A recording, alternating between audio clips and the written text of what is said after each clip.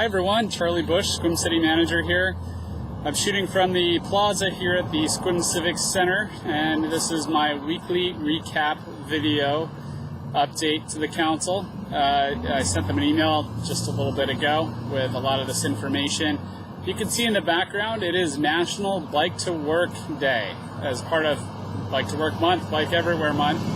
And so we've got an event going on at the plaza here where we have cyclists coming in. We're providing some bagels and coffee and just encouraging people to ride to work today. Had a whole bunch of people come through already from the school district and city employees and other private businesses. And we really appreciate the donated items for breakfast that we received as well. And I'm not sure where the bagels came from, so my apologies there, but I know we got Rain Shadow coffee that is being provided out there. Good stuff.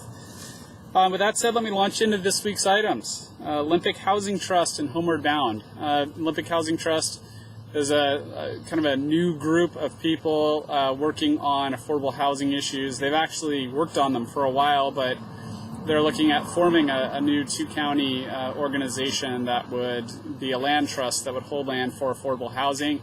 There's an existing organization called Homeward Bound that's not been very active, and so there's a discussion about how could these two efforts come together, and I've been a part of some of those meetings, so I was letting council know about that and exploring with them my involvement, and I'm recommending that I stay involved with this group for a couple of reasons. One, affordable housing is on the council's priority list. Two, I'm making a lot of great contacts that will help us as we move through our journey in that. And I guess I'll throw a third one out there, which is this is going to be if this organization comes together in one way or another, it's going to be a key partner in any kind of future affordable housing efforts that we may undertake here in Sequim and in the region. Second item, Community Economic Revitalization Board, otherwise known as CURB. This is a state agency that provides funding for economic-related planning projects and infrastructure funding to help advance the state's economy. It often helps rural communities. We applied for a grant for planning from them for $50,000. The grant would provide us an opportunity to work on our Eastern Economic Opportunity Area that's shown in our comprehensive plan.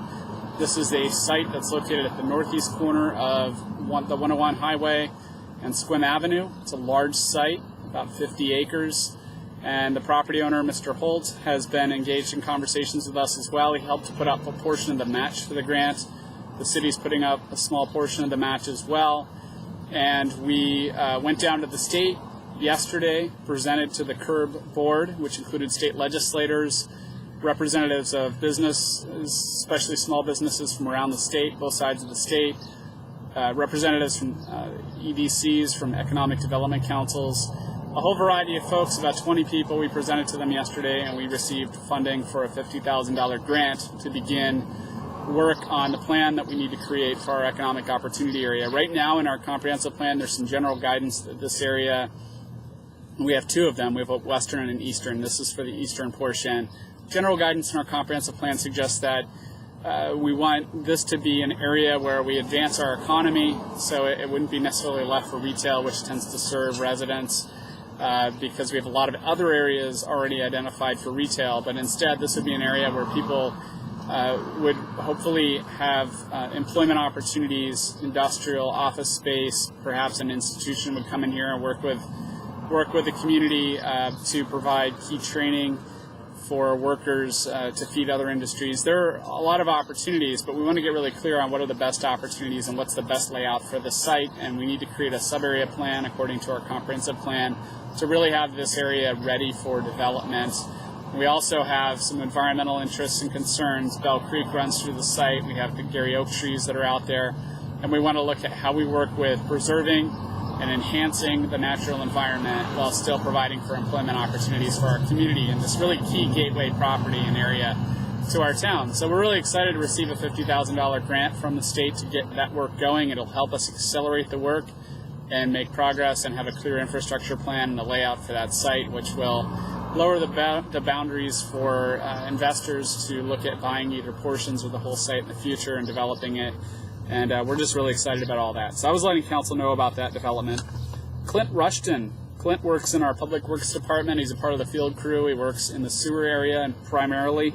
And Clint announced his retirement from the city effective November 22nd after 33 years of service. We just want to thank Clint for all of that public service. That's a long time. And for the great work he's done throughout his time with us.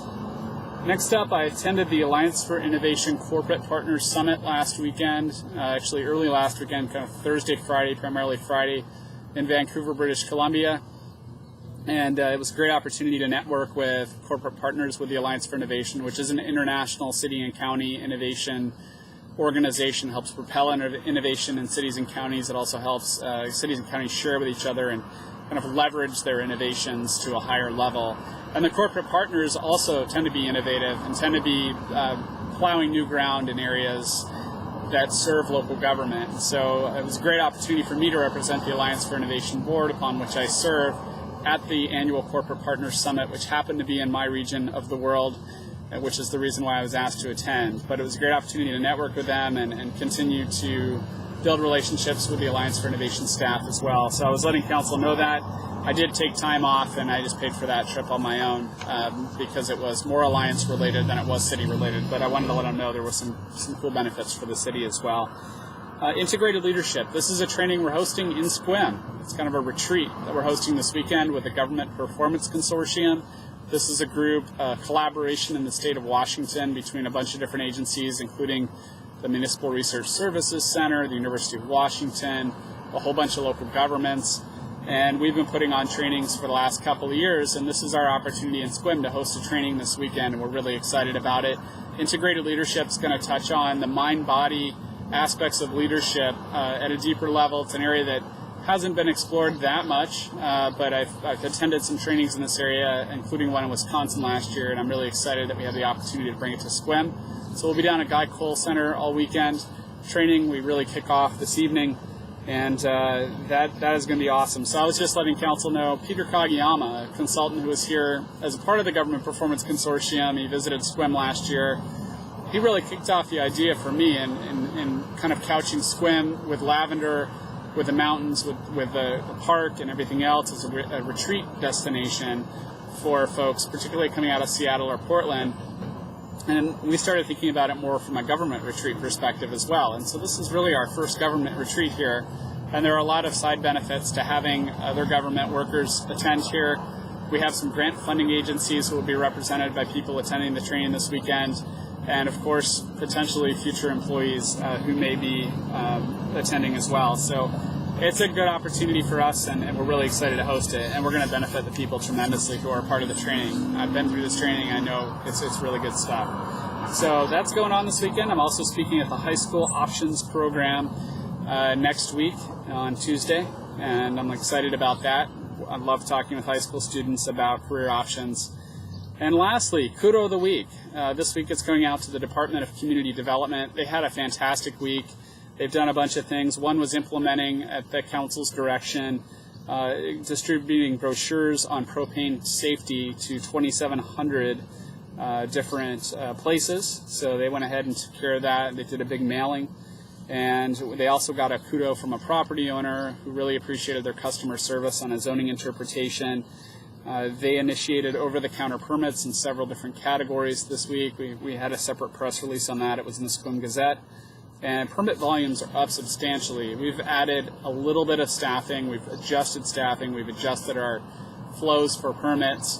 And through a lean Kaizen event that we did last year, and people are doing a great job in this department handling permits. It's not to say that there aren't sometimes issues that come up. Those will occur, but just looking back at last year versus this year, in April of 2016, the valuation on our building permits was $1.3 million.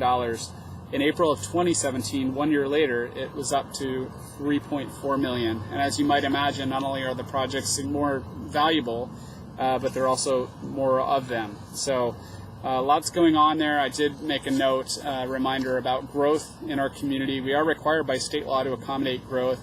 We've taken a lot of time and effort to put together infrastructure plans and a comprehensive plan that's very thorough for a small community. We've put in place fees as well to help have growth pay for itself as it occurs in our community. And so we're trying to grow as responsibly as we can. We're always looking out for issues that may be on the horizon, but we do have an obligation by state law to grow, and to grow in a certain way with appropriate plans and that are able to demonstrate that we can accommodate the growth, and we're required to. If we can do a growth moratorium, but we would have to say, you know what, time out, and we only have a limited amount of time then to figure out how to accommodate growth. It's not as if we can just say, no, nobody else can come here. So the economy is picking up. We've put a lot of work into this over the last 10 years to be prepared to better manage growth, and it's happening, and so we're continuing to improve, and we're continuing to work through it. But I've heard some comments in the community about, oh, here comes the growth again, and I get it, I understand, there are concerns about it, but it's our job, and our Department of Community Development is doing a really nice job dealing with all the volume and the pressure that comes with that volume that they're experiencing. With that, that is my weekly update by video for this week. I hope you enjoyed it. I hope you enjoyed the scenery and the totem in the background and the plaza as well. Have a great weekend. Take care.